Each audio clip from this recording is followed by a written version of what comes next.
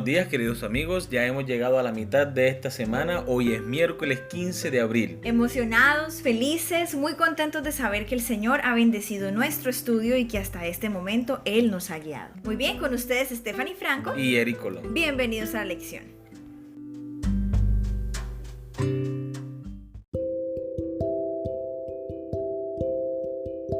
La lección del día de hoy se titula Jesús y el origen de la historia en la Biblia. Jesús enseñó que la Biblia es la palabra de Dios en el sentido de que lo que ésta dice es sinónimo de lo que Dios dice.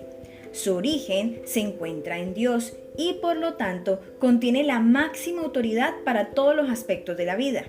Dios obró a lo largo de la historia para revelar su voluntad a la humanidad a través de la Biblia.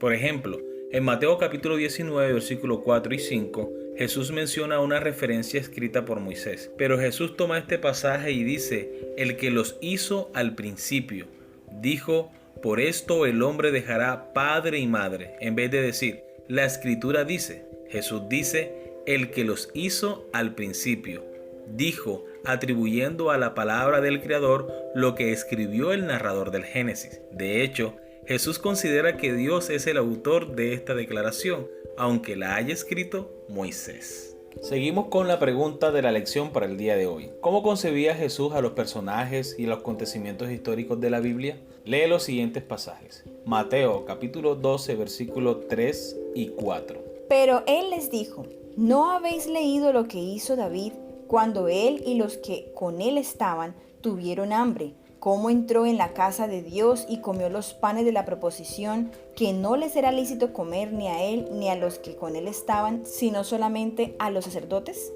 Marcos capítulo 10, versículos 6 al 8. Pero al principio de la creación, varón y hembra los hizo Dios. Por esto dejará el hombre a su padre y a su madre, y se unirá a su mujer, y los dos serán una sola carne. Así que no son ya más dos, sino uno. Lucas capítulo 4, versículos 25 al 27. Y en verdad os digo que muchas viudas había en Israel en los días de Elías, cuando el cielo fue cerrado por 3 años y 6 meses, y hubo una gran hambre en toda la tierra.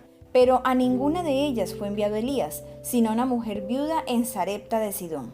Y muchos leprosos había en Israel en tiempo del profeta Eliseo, pero ninguno de ellos fue limpiado sino Naamán el sirio.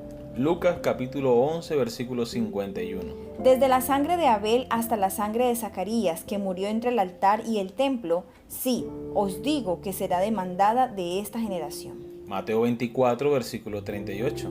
Porque como en los días antes del diluvio estaban comiendo y bebiendo, casándose y dando en casamiento, hasta el día en que Noé entró en el arca. Recordemos la pregunta. ¿Cómo concebía Jesús a los personajes y los acontecimientos históricos de la Biblia? Jesús cita a los personajes bíblicos como referencia a hechos históricos legítimos, para declarar a los hombres cuál es la voluntad de Dios. Cita Jesús las Escrituras para denunciar el mal proceder de los hombres, para recordar la bondad y el amor de Dios, así como también las consecuencias del pecado. Vemos que Jesús, cada vez que quiere transmitir, enseñar, corregir o enseñar algún principio de la palabra de Dios, siempre la cita con autoridad.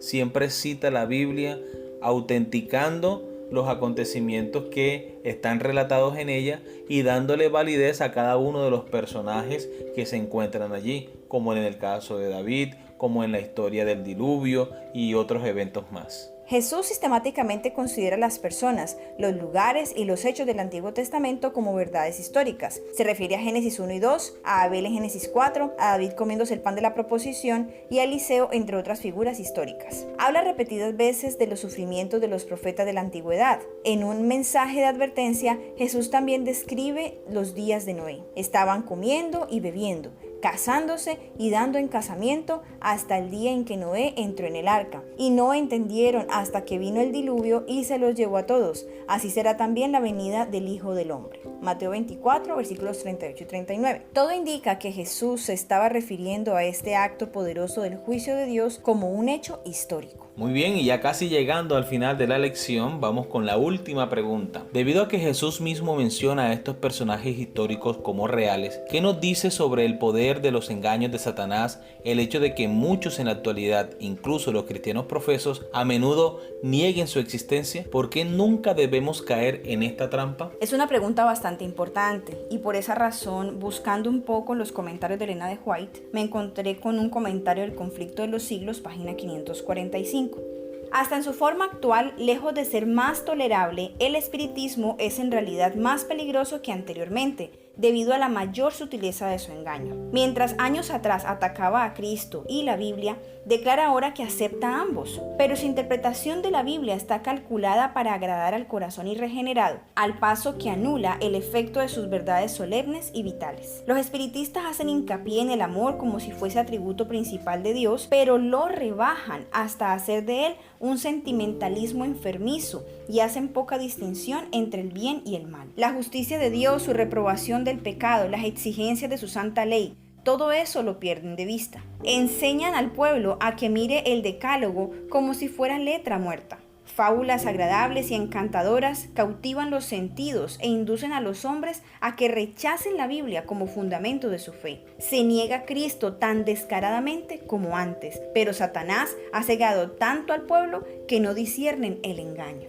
Lo que el enemigo busca es desacreditar la palabra de Dios por medio del escepticismo de los hombres que se niegan a reconocer a Dios como creador y sustentador del hombre y del universo. Sin embargo, los mismos hombres que niegan el origen de la Biblia como un texto sagrado quedan impresionados al evidenciar cómo la Biblia ha sobrevivido al paso de los tiempos y cómo la Biblia ha sufrido los vejámenes de la humanidad para destruirla.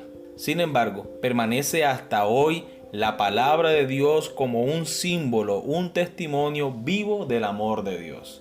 Así que es cierto que Satanás redobla sus esfuerzos para hacer que el hombre se retire o que no sienta el deseo de estudiar la palabra de Dios. Sin embargo, el Espíritu Santo también hace su trabajo en el corazón de las personas para acercarlo a Dios. Y como tú lo dijiste, esa es la gran importancia, que nosotros ahora no solamente oremos, sino que oremos pidiendo la dirección del Espíritu Santo y además estudiemos la palabra de Dios, pero que lo hagamos solicitándole al Señor la total comprensión de ella, porque si Él le daba tal importancia, pues como decíamos ayer, ¿cuánto más nosotros no debemos darle la importancia?